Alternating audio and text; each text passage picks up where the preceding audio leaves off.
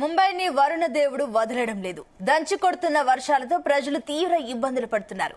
భారీ వర్షాల కారణంగా విమాన రోడ్డు ప్రయాణాలకు అంతరాయం కలిగింది. దిగువ ప్రాంతాలు నీటితో నిండిపోయాయి. ప్రజలు చాలా ఇబ్బందులు ఎదుర్కొంటున్నారు.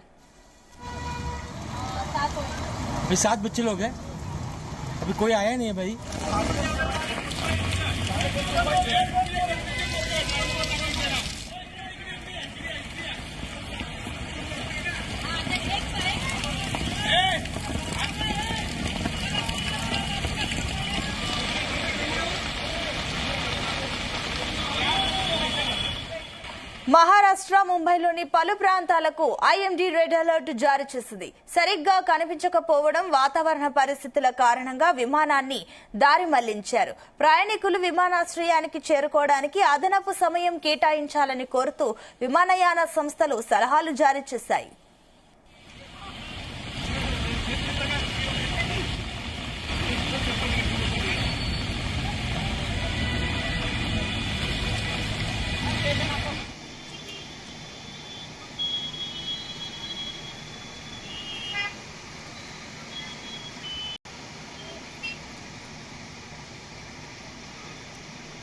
భారీ వర్షాల కారణంగా ముంబైతో సహా రాష్ట్రంలోని అనేక ప్రాంతాలలో జనజీవనం స్తంభించింది. నిరంతర వర్షాల కారణంగా అనేక ప్రాంతాల్లో రోడ్లు మునిగిపోయాయి. జలమయం కారణంగా చాలా చోట్ల ట్రాఫిక్ జామ్ ఏర్పడింది. అంధేరి సబ్వే మూసివేశారు.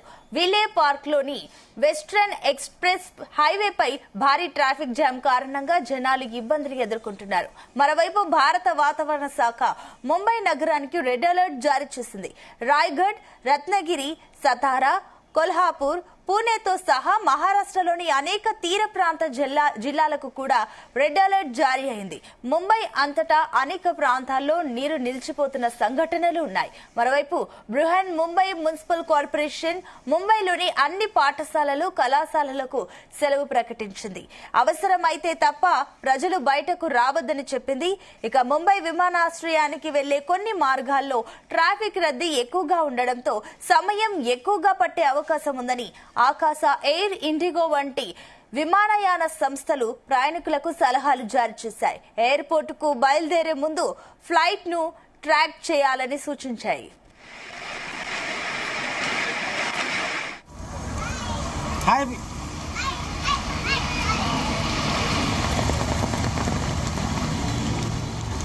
మరోవైపు కుర్లాలో రైల్వే ట్రాక్ నీట మునిగింది. ట్రాక్ కనిపించినంతగా నీరు చేరింది.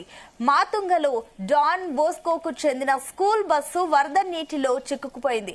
6 చిన్నారులతో సహా ఉన్న ఈ బస్సును రక్షించేందుకు పోలీసులు చర్యలు తీసుకున్నారు. చిన్నారులను పిఎస్ కు తరలించి వారి తల్లిదండ్రులకు సమాచారం అందించారు.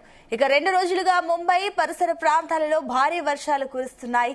వాతావరణ శాఖ రెడ్ అలర్ట్ జారీ చేసింది. కొన్ని ప్రాంతాలలో అత్యంత భారీ వర్షపాతం ఉంటుందని హెచ్చరించింది.